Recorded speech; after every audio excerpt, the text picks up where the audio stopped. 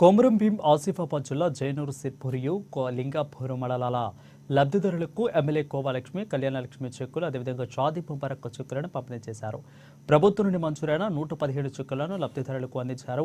ఆడబిడ్డలకు కళ్యాణలక్ష్మి చెక్కులతో పాటు తులం బంగారం ఇస్తారని కాంగ్రెస్ పార్టీ మోసపూరిత హామీలతో అధికారంలోకి వచ్చిందని విమర్శించారు. ఇక గత బీఆర్ఎస్ ప్రభుత్వంలోనే అభివృద్ధి జరిగిందని, రాష్ట్ర ప్రజలు సుభిక్షంగా సురక్షంగా ఉన్నారని కోవాలక్ష్మి అన్నారు.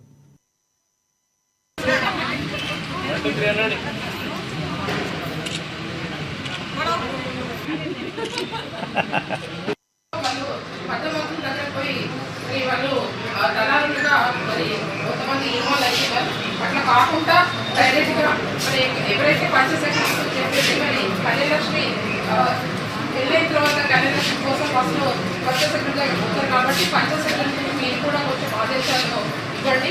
అక్కడ వాళ్ళ పాపం తెలియకుండా అన్నీ కూడా మొత్తం చేయించి మీ దగ్గర పట్టుకొస్తే మీరే చేశారు. ఇద్దరు నుంచి మా దగ్గర వస్తుంది కాబట్టి ఎక్కడ కూడా 10,000, 20,000 తీసుకోకుండా మన డైరెక్ట్గా ఏదైతే మనకు గత ప్రభుత్వంలో ఒక మంచి పని చేశారు కేసీఆర్ గారు. ఎందుకంటే ఆ రోజు చాలా మంది పేద ప్రజలకి మరి కళ్యాణలక్ష్మి తెలియజేసుకోవడానికి ఆడపిల్లలకి చాలా ఇబ్బంది పడుతున్నారు కాబట్టి తల్లిదండ్రులకు మరి 1,16,000 రూపాయలు ఆ రోజు గవర్నమెంట్లో ఇవ్వడం జరుగుతుంది. అదే ఇప్పుడు కొనసాగుతుంది.